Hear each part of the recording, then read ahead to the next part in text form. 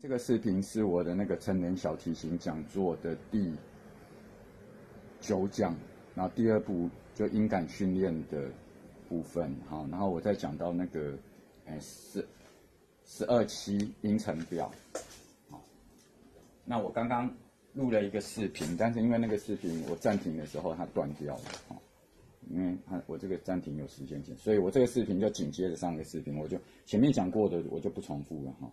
我就接着刚刚讲这个，好，继续哈。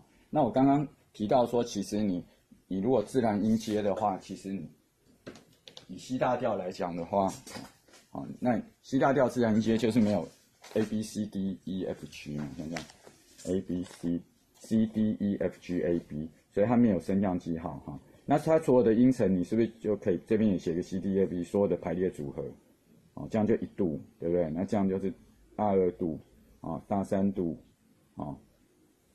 这样子，你就可以列出所有的音程，好吗？的所有的排列组合关系，所以其实说真的，也只有7期49种，其实只有49种对不对？是不是这样子？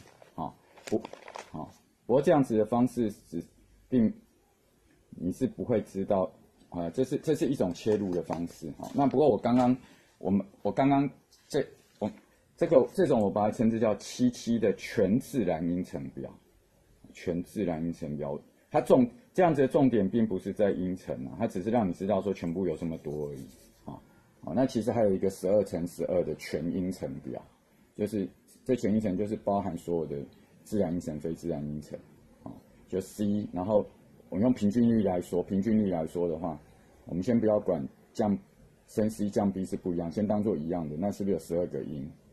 那这边有12个音，所以12×12=144，其实也只有144个。对，所以你要把这144个里面到底是什么音程，一给你一个到哪一个，你就要知道它这个比如说 D 到 D 什么音程，那就是1度嘛，对，提到一样1度。比如说 C 到 D 大2度，你就要可以反映得出来。那当然这样太复杂了，所以我们先从简单一点的自然音程的全音程表开始。任何一个组合，就像那个这很像那火车，我觉得我这样的表其实是很像火车那个价目表，对不对？什么站到什么站多少钱，你要知道多少钱，对。音程就像钱一样，这期或多少公里，对，只要查出是多少公里可能比较好，讲钱可能不太对。应该说你要知道是多少公里，对，可以吗？就是你要知道是什么音程，这样讲可以吗？听得懂吗？OK， 好，其实你会发现所有的组合7期49种的，对，那如果那个就比较多，全音程就是把半音都算进去了它有144种，不过这是以平均率来说的，纯率当然会更多。好，那等一下不过刚刚这种表我说过，其实它只是让你知道有这么多而已，可是你并不知道，随便抽2个，你并不知道它是什么音程，所以我刚刚那个表白板仪表所以要从这个表下手，要从这种表来下手，变成就是一个自然音阶有这么多音程。好，那我继续介绍这个，我称之叫做12期的音程表，好不好？应该说12期的自然音程表，应该这样，应该加个自然2个字。我这个视频跟上个视频其实是同一个视频这是不小心被分开来。那这个我说过我要介绍的是12期自然音程表，好不好？好，那为什么叫12期这怎么来？其实就是这边的12是指有12种音程，好吗？7是指有7个音，从每个音去推，好吗？所以是12期音程表这样来，可以吗？好吗？如果是全音程就变12了，你就会发现也是12，跟刚刚那个全音程你会发现是一样。我是说，如果我们不是用自然音程，我们把升 C 降低也算进去那你会发现也是12种，这有12种。你会发现我讲错了，不是，抱歉，更正，这个不对。反正你会发现就是144种。好，那不管了，几种不重要，重要就是大概是这样的概念。好，那来我们自然音程来讲，就是有2、3、4、5、6、7度嘛，哈。可是自然音程会有大2、小2，哦，所以自然音程没有什么增2度的、减2度，没有这种东西，好吗？没有增减。自然音程除了4度、5度，这边4度、5度以外，我用红色的列出来这个以外，其他都没有增减。好不好？只有4度、5度有增减，所以我特别用红色把它列出来，可以红色列出来，可以吗？看得出来这是红色的吗？4、7，哦，7、4，好，那其他的好，那你就会发现有大2，你就记住我现在讲什么，你就先把它记住，好吗？哦，就像背九九什么，你先记住，哦，忘了就忘了，你再反复自己去操练，久了就会记住。所以2度有大2、小2，哦，3度有，这也不难记嘛，反正就大2、小2没有增减。3度就大3、小3，这没什么难记。啊，6度就大6、小6，7度就大7、小7。那4度、5度比较不一样，4度、5度没有大小，自然音程没有大小，它只有增减。你先不要问为什么，你先把它记住，好吗？好，它没有大小，只有增减，所以它有完全4度、完全5度，还有增4度、减4度。4度自然音程没有减4度的，它只有增4度。5度它只有减，它没有。哦，那其实这两个是一样的啦，它音程是一样，你看数字是一样，只是颠倒过来。其实它们两个是一样的，一样的半音啊，一样的半音数，好吗？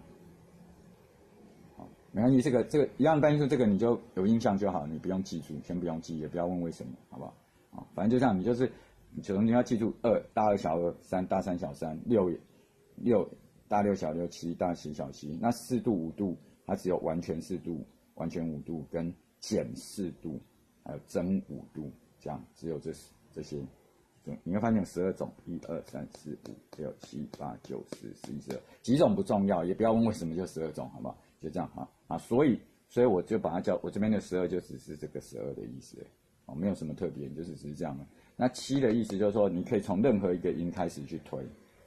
那有7个音，所以有7种，所以7乘12，全部这样就好，7接84种，你会发现有84种。好，那大2，那我们自己去推。那大2度来讲，就是全音啊。大2度其实就是所谓的全音，2个半音构成，就是2个半音构成，叫全音。那你会发现大2，好像我是不是写错了？